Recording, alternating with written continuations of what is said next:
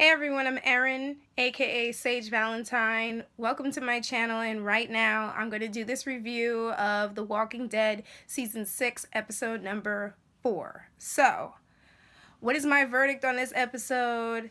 It was really good in my opinion, and I'm glad that we were able to see what sparked that change in Morgan, especially after the way that we left him in clear and then we were reintroduced to Morgan at the end of season 5, and now we're seeing this calm, peaceful Morgan. I knew that the change didn't happen overnight, but I never realized that the lesson that he learned came from such an awesome character whose life was cut short, and I never realized how attached I would become to the character. But then again, I also became attached to the cut wife from Showtime's Penny Dreadful, played by Patti LuPone, and she was a great character.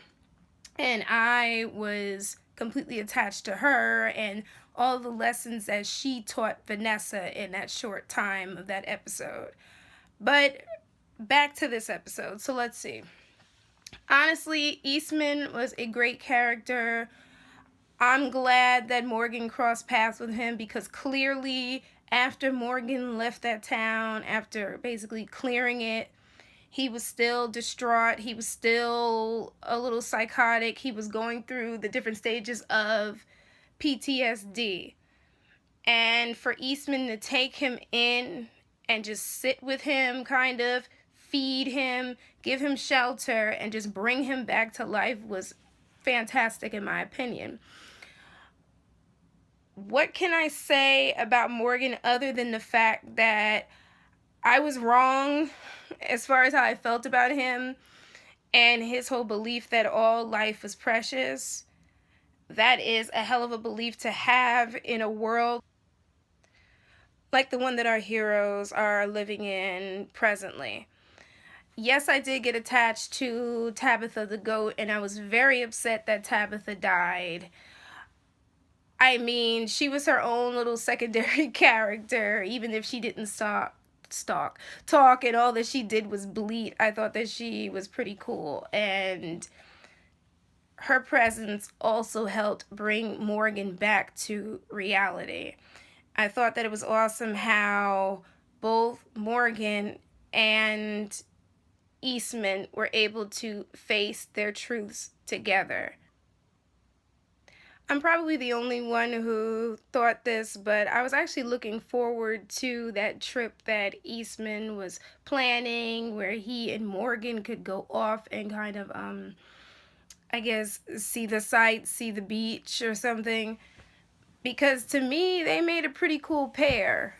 They seemed to be getting along, and I mean, I didn't think that he was going to last long, but I just wanted to see Eastman and Morgan just traveling along. But I'm happy that this episode basically came around full circle and they left us at the scene where Morgan saw the first sign to Terminus. And maybe it's me, but I get the feeling that that cabin was somewhere in that area, off from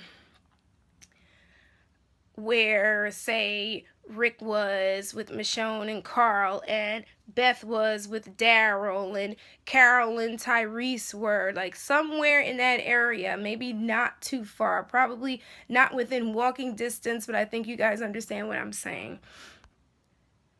Now, I don't know if you guys noticed this, but that whole final exchange between Morgan and that wolf reminded me of Eastman's story about how he talked to Crichton and how he could see through Crichton. You could kind of tell that Morgan could see through him, and for a minute there, it seemed like that wolf was changed, even though I didn't believe it. He was trying to come across as though he was changed by the story, and then that he was going to act civilized, and then when he showed Morgan that he was cut or scratched or bit, it seemed like he wanted to be redeemed, or at least he tried to come across as that. But then the evil showed, just like it showed itself to Eastman through Crichton.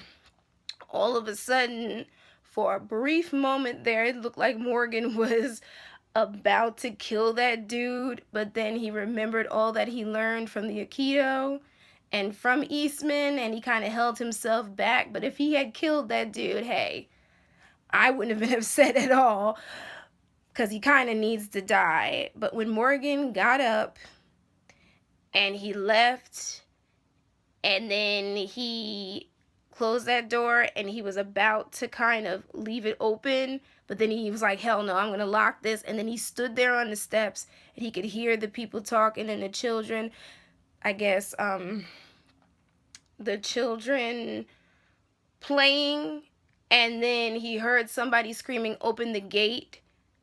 Now, I don't know whose voice that was, but to me, it sounded like Rick, but I could have been wrong. Either way, I enjoyed this episode. I enjoyed learning about the Aikido. I'm gonna miss Eastman and little Tabitha. I think that's about it. If you guys want to chat about anything else that you thought was cool or important with this episode, definitely leave me some comments. Let me know what you thought about this episode as a whole and the season so far. Hit me up on Google Plus and Twitter. I am at Sage Valentine. Also, hit that subscribe button. Subscribe to my brand of crazy and rate this video. I'm looking forward to next week's episode. I haven't watched The Talking Dead yet. I'm going to do that after I upload this, and then I'm going to check out the scene for next week's episode, but I cannot wait to see it. I'm enjoying this season so far, and that's about it. So for all my followers, stay tuned to my reviews of Sleepy Hollow, Scream Queens, Survivor, and The Walking Dead. Until next time, you all take care. I love you guys. Bye, guys. Bye.